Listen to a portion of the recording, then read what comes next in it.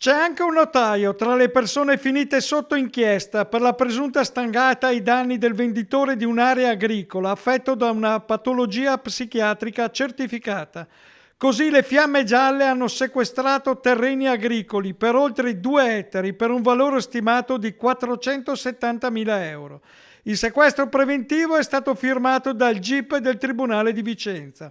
Un provvedimento che arriva al termine di un'articolata indagine della Guardia di Finanza di Noventa, Vicentina, e che vede 4 persone indagate per circonvenzione di persone incapace. Oltre al notaio, 2 imprenditori agricoli e un mediatore immobiliare. Al centro della vicenda la vendita nel 2024 di alcuni terreni agricoli a Lozzo a Testino, nel Padovano. A vendere i beni un uomo ultra sessantenne, residente nel Padovano, che, secondo gli inquirenti, al momento dell'atto non era in grado di tutelare i propri interessi a causa della grave patologia psichiatrica documentata. Un'operazione formalmente regolare, conclusa davanti a un notaio e mediata da un agente immobiliare, ma che avrebbe in realtà favorito 2 imprenditori agricoli, oggi tra gli indagati.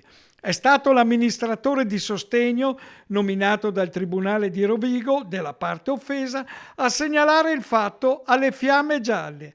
Le successive indagini, tra testimonianze e documentazione sanitaria, hanno portato anche a una perizia tecnica che quantifica il danno economico ai danni della vittima di circa 180.000 euro, dovuto al minor corrispettivo versato per l'acquisto dei terreni.